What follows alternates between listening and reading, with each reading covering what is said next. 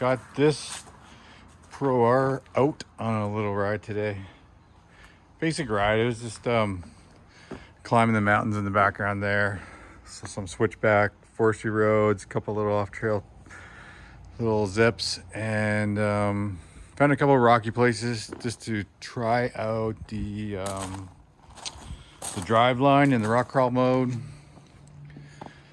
in low versus just being in sport or something like that. And is it much of a difference? How does it feel? How does it work? Stuff like that. So got a little bit of footage on that. Nothing crazy, nothing overly testing on it, but it shows in such a small little test the difference. It's not just a little bit, it definitely works very different in each mode.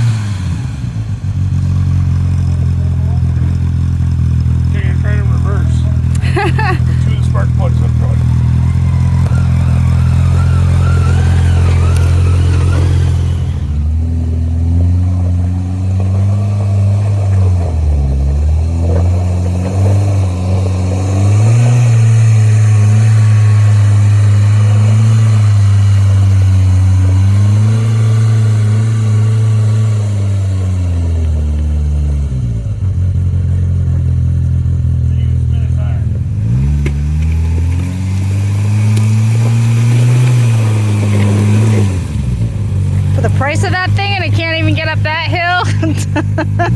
Oh boy.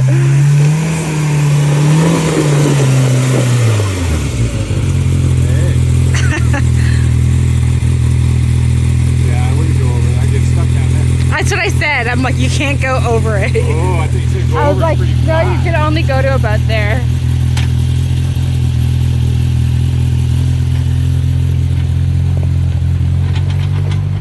So, gonna wash her up, put her away, and just wanted to talk briefly on this machine.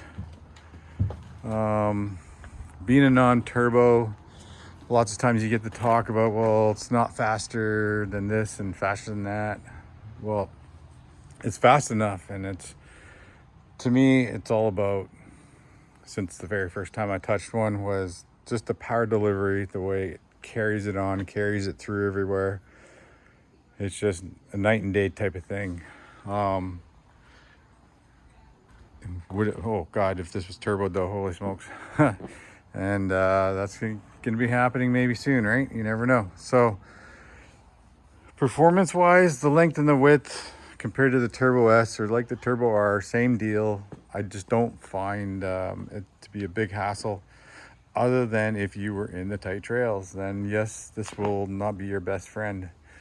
The Turbo R being just a little bit wider than the Turbo S and a little bit longer already, I'm sure it's going to have its capabilities are going to like exceed everywhere, but can it go everywhere kind of thing. And this just takes it up another step because of the extra 8.5 inches of length or whatever. So didn't notice it today. We weren't in too tight of stuff. Stability, suspension, everything. It's like an out of the box. I see where so much of this is worth its money. I know everything's high priced right now, but this has a lot of jam to give to you. A lot of nice stuff. Just the way it comes. I'm sure, you know, you could put better seats in, better this and that, and accessories is pretty awesome. Pretty awesome. It's just levels above the other machines, the way it comes already. So compared to, say, our Turbo R, like I say, it's the driveline more than anything. Having the modes, having the diff lock, The little bit of extra length will exceed us, yes, in the certain type of riding. Woods and trails, not so much. So is this a machine for East Coasters or Northwest riders? It's got its place, and it's gonna have its places, or it's not the machine. So all around, this machine, would I buy it over the Turbo R? Because the Turbo R is already so big anyways. Hands down, yes, I would buy this over that. If it was only a difference between size, trying to fit it into one of the trailers, and the price point, then the Turbo R, the only reason why I would pick a Turbo R over this would be because of that. So yeah, there's my feedback on that. As far as the ride quality, the stiff chassis, everything was great. I had no complaints. It's just you know, once in a while we're looking off to the sides and stuff and seeing all these little smaller side trails that the 64s would do, and definitely explore more with, where this guy just wouldn't do it. It's just too big, plain and simple.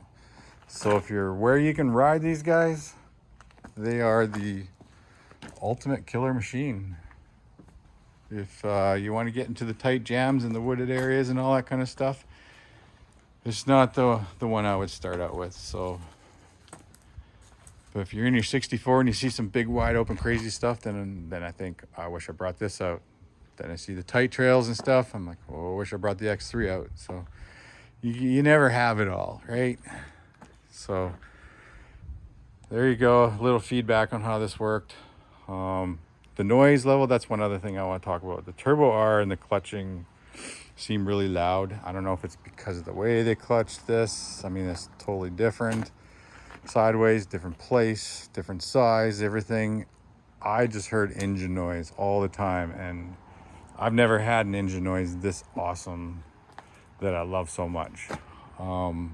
It can hum all day, cranked up high or low. It's just this right pitch that doesn't kill you like the X3 and the clutch noise is. The Turbo R had a lot of that too, so it was right up there. Even in this one in low gear where it's really wound up, and we were cruising down the hills pretty fast paced, so it was wound up with the RPMs pretty high. It was still tolerable. I didn't have any issues with that, with my sensitive ears here that probably came from the X3 to begin with. X3 ears. But yeah, anyways, there's some more feedback on this machine. It's pretty out of this world compared to what's out there right now. Kind of, as far as I'm concerned, it's sitting out there by itself in a category of its own. That's because there's not another motor like it in something versus. So we'll see what Can-Am has coming out in the next year here to battle this beast. It's going to be awesome.